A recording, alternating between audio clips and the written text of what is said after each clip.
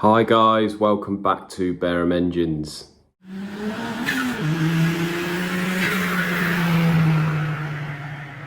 So guys, as you can guess, I'm not at the workshop today.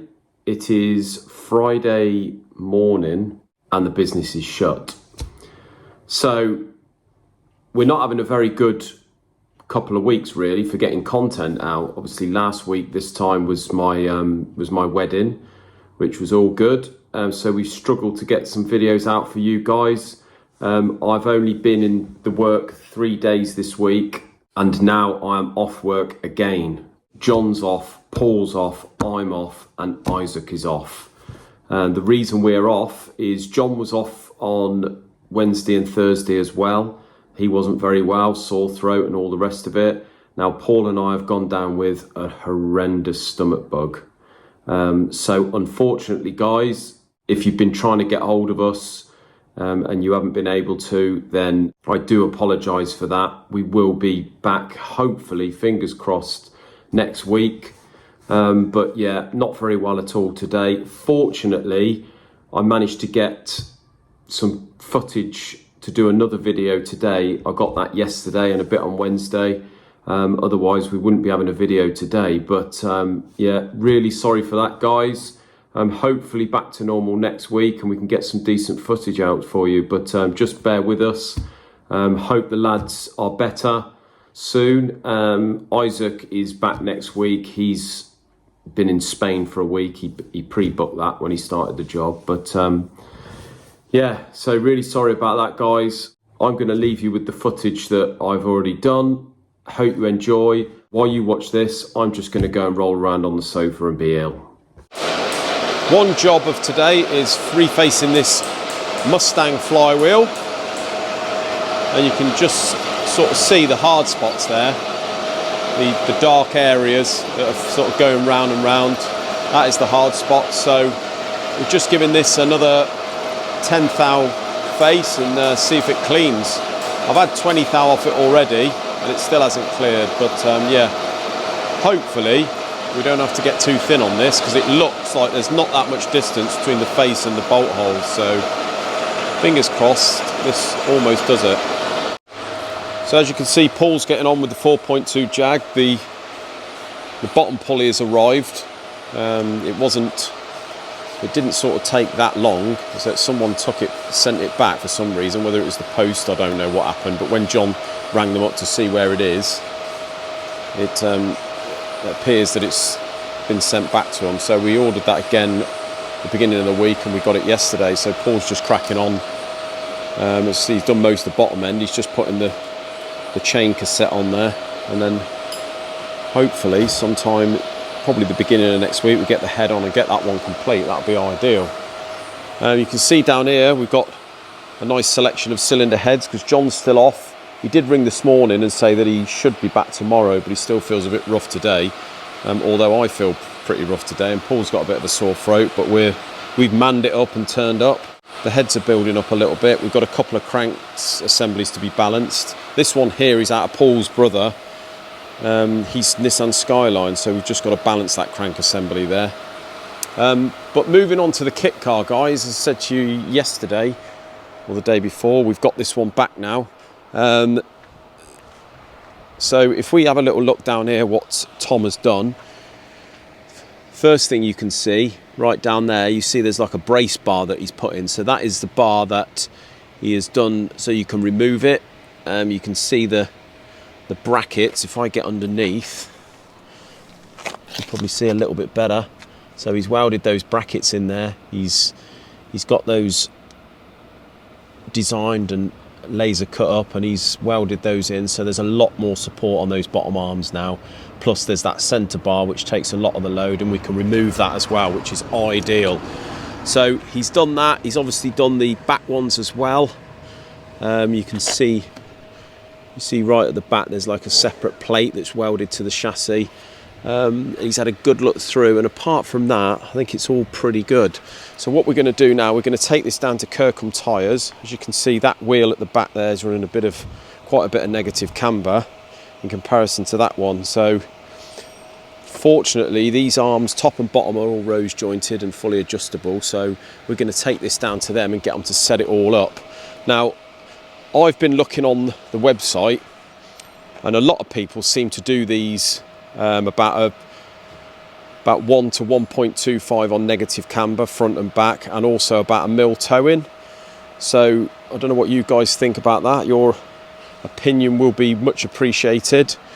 And if you seem to think that, bear in mind I use this on the road, not just the track, but I do want it to handle like it, you know, I was happy with it on the track and it does drive nice on the road.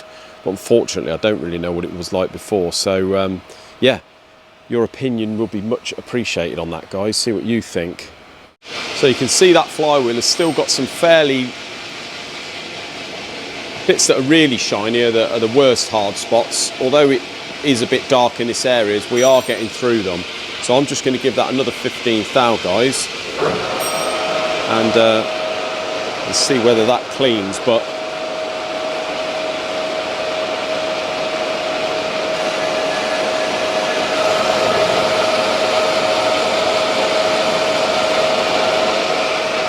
we'll just pop 15 on there and lock this bed off, cross slide, put our feed on.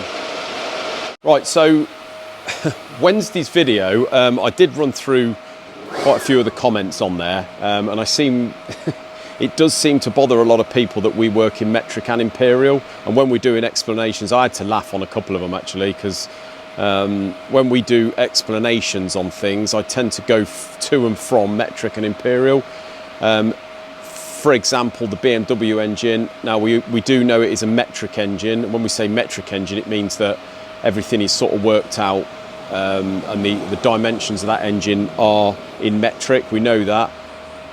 Obviously, imperial is a bit old school, but we tend to just convert everything into imperial. We find it a lot easier to work in. Our machines, most of our machines are in imperial, so that's just the way we like to work, guys. So you just have to bear with us on that. I know a lot of people working in just metric these days, and a lot of the old school people working in imperial, but we tend to work in both. So you just have to bear with us on it, guys. You know what we mean. That's just the way we work. It works for us. So there we have it, guys. The C20XE is all done. Paul has got the sump on that this afternoon, and as you can see, it looks absolutely fantastic. I'll be honest with you, I mean, we do a lot of engines, but there's something about these engines, and it's the same when the Cosworths are done and you put these vernier pulleys on and recon the rocker cover and that, they just look absolutely fantastic. I can just picture that in a nice Mark II Escort right now.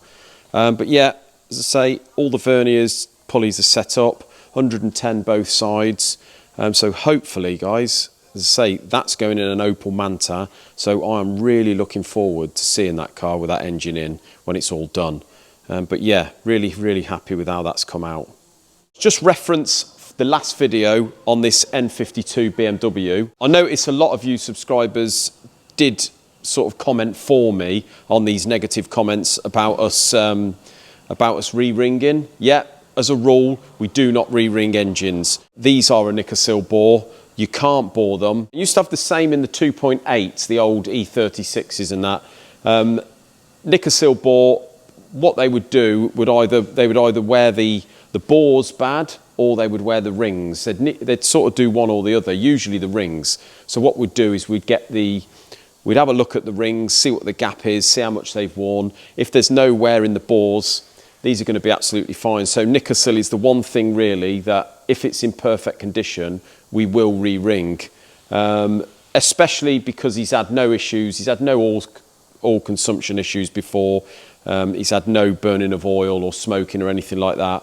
So yeah, these bores here are absolutely fine to use.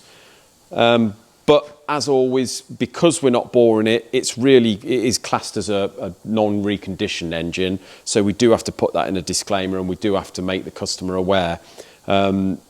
The only thing to do with this to make it a reconditioned engine, which should still mean it's non-standard, would be to put top hat liners in. But I really don't think it's worth it. So I'm going to put it to the customer and yeah, suggest that we just go for new rings. But until I speak to him, it's up to him completely whether we put a brand new set of pistons in there with rings or just the rings.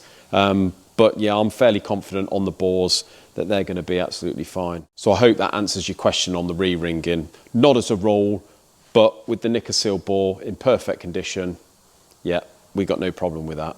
Right guys, a little update on the Lagonda engine. I'm not sure whether I've told you this actually, but the customer has managed to get a new crankshaft. So he's going to get that sent to us for us to inspect. So I'm not sure whether it's a brand new or a used or what, but it should be a lot better than this one. So he's going to get that sent here and we can check that out, and hopefully that's going to save him a big chunk of the cost. We are still going to have to get the rods white metalled, and we are still going to have to put liners in there and a new set of pistons. But if you can save money on getting all that crank ground back and welded and what have you, then yeah, that's a big chunk of the cost. So just waiting now on this crankshaft, guys, and hopefully we can make some progress with that.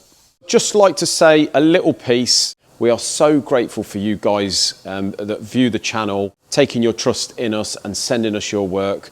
We're really pleased to say that this channel, although we didn't really know what to expect at the beginning, it has become a massive part of our business, and the majority of our work that we've got now here today is from the YouTube channel and the subscribers and viewers. So we can't thank you enough, guys. I really don't hope you think that we take it for granted, because we don't. And that is one reason that we like to give you good content and just see, the day-to-day antics here and what running a business like this consists of.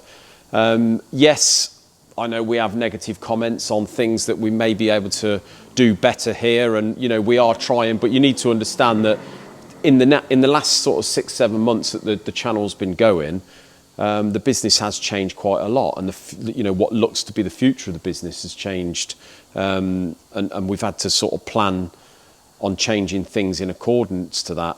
But one step at a time. The news on the unit, still no further with that, so we're not sure what's happening there yet. But obviously, ultimately, whether we do that or do something else, we do need a nice clean area to build some of these really nice engines, and we would like to just make this unit here a machine and clean shop, really. So that would be ideal. But like you say, Rome wasn't built in a day, one step at a time.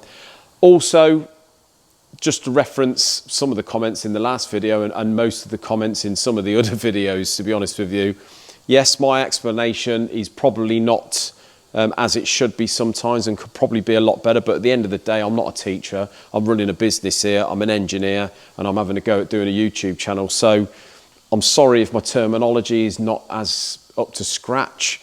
And obviously with the imperial and the metric measurements, that's just how we've always worked, and we're not going to change that, to be honest. So you may as well get used to it.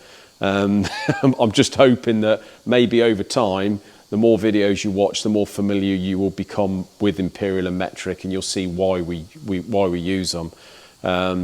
Like I say, a lot of bits now and a lot of modern engines are in metric. Our machines are in imperial, but also a lot of parts in the older engines are still imperial. So we need to work in both. So yeah, sorry about that, guys, but that's just the way we work. So yeah, thank you very much, guys. As I say, really, really appreciate your views and all the inquiries we get, even if we don't get work out of it. We really appreciate your inquiries, and if I don't get back to you fairly smartish with regards to emails and stuff, I do get a lot now, a lot more than I used to, so I sort of need a secretary really to sort of sift through them. But as I say, it's all work in progress. We're really happy with the channel and the way it's changed the business, and we can't thank you enough. So until Monday, guys, fingers crossed. Remember to like, subscribe. Thanks ever so much for watching, and we'll see you then. Have a great weekend. Cheers, guys.